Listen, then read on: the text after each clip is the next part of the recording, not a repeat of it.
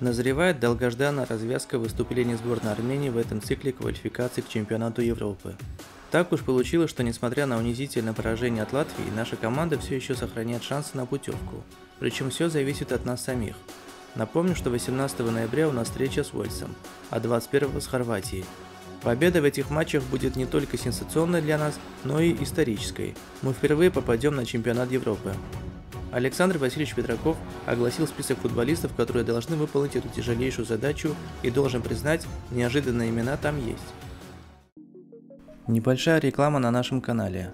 Все футболисты из-за большого количества травм часто прибегают к различным уколам болеутоляющих и других средств. И хорошо, если рядом есть медик, умеющий профессионально сделать необходимую инъекцию, не вызвав осложнений наподобие постинъекционных абсцессов. Что делать обычным людям в случаях, когда рядом медика нет, в поликлинике стоять в очереди в процедурный кабинет времени тоже нет, а в частной все стоит баснословных денег? Решение есть. Автоматический инъектор Спасилен позволит вам самостоятельно, быстро, а главное безопасно самому себе сделать внутримышечную или подкожную инъекцию необходимого лекарства. Достаточно потратить 2 минуты на просмотр обучающего ролика, и вы абсолютно легко и профессионально сами сделаете себе укол. Ссылка на сам инъектор и обучающий ролик в описании к видео.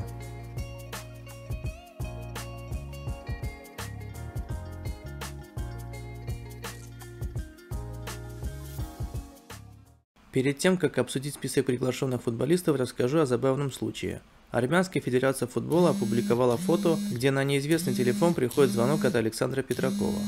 Наши болельщики почему-то восприняли это как намек на возвращение Генриха Мхитаряна. Дескать, Петраков позвонил ему и уговорил вернуться.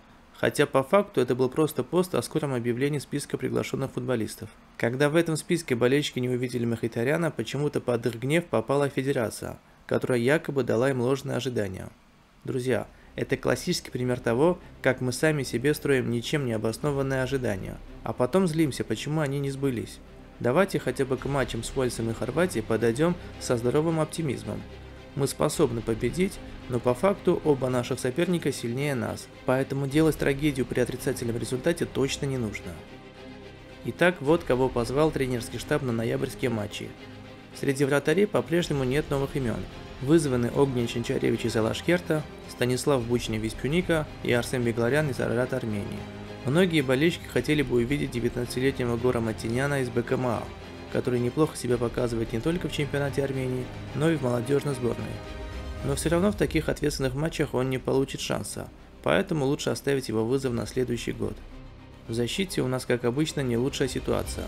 Наш капитан Вараздат Харуян далеко не всегда получает игровую практику в Астане.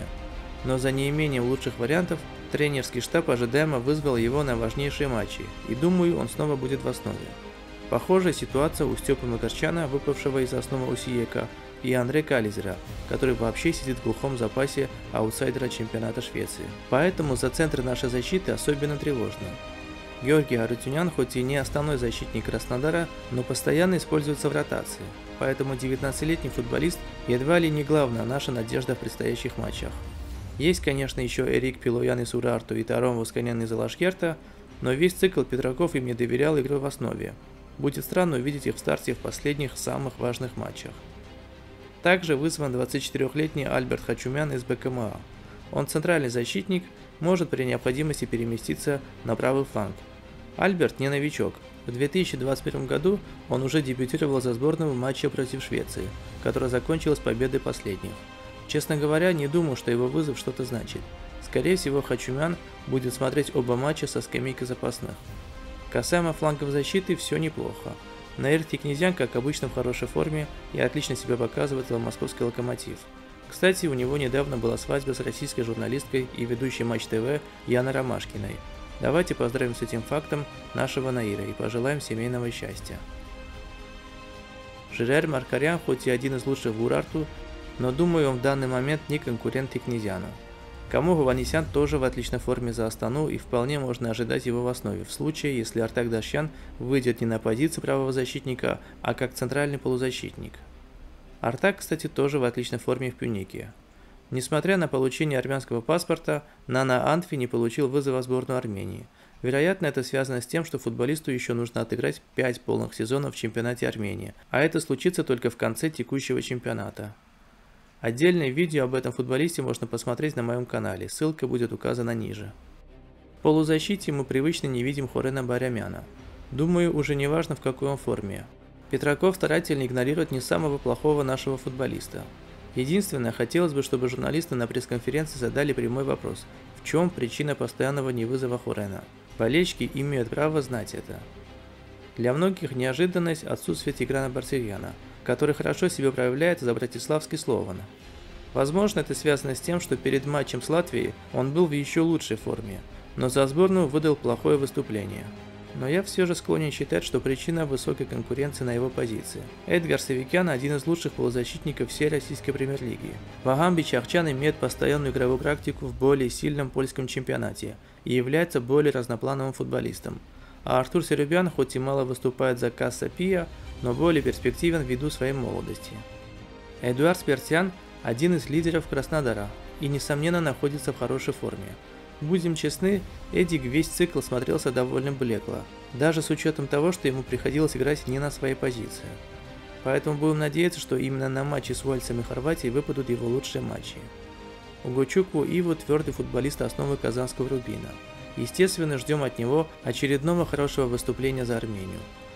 Лука Зелараян продолжает показывать высочайший класс за саудовский Аль-Фатех. В гостях с Уэльсом он выдал, пожалуй, свой лучший матч за Армению, поэтому ждем повторения его магии в Ереване. Наконец-то снова получил вызов Жерар Шахуян. Он не находится на ведущих ролях в софийском ЦСКА, но такой футболист точно нам нужен, особенно в ситуации, когда нужно будет изменить неудачный ход встречи. Ованес Арутюнян из Пюника тоже в полном порядке. Впрочем, как и весь Пюник, идущий сейчас на первом месте в чемпионате Армении. Интересно выглядит приглашение 22-летнего Нарека Агасаряна из Урарту. Он является опорным полузащитником и довольно зрело смотрится в матчах чемпионата Армении. С учетом дефицита футболистов на этой позиции, не исключено, что мы увидим дебют Агасаряна за национальную команду. В нападении у нас по-прежнему основная надежда на Грант Леон Рануса. К сожалению, необычайно талантливый нападающий пока выступает только за молодежку Боруссии из Мюнхенгладбаха. В связи с неудачной игрой с Латвией, Норберту Баликян не вызван на предстоящие матчи. Вместо него свой шанс получил Артур Миронян. Он уже имеет опыт выступления за сборную, но в 3 матчах за ним не отмечено ни одного результативного действия. Тем не менее, форвард Нуа сейчас в отличной форме и в чемпионате Армении является лучшим армянским нападающим с 8 голами в 16 матчах. С учетом проблемы с забивными нападающими, его вызов кажется вполне логичным. Что касается стартового состава на матч с Уэльсом, думаю, здесь не будет больших неожиданностей.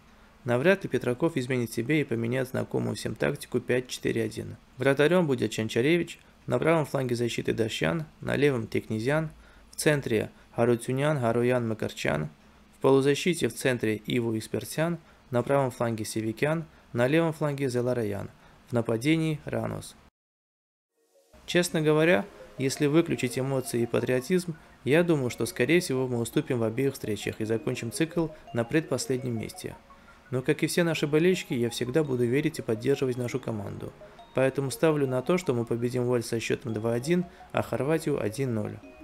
А как вы считаете, какой будет счет в предстоящих матчах? Пишите свое мнение в комментариях. Спасибо за внимание, до встречи после матча.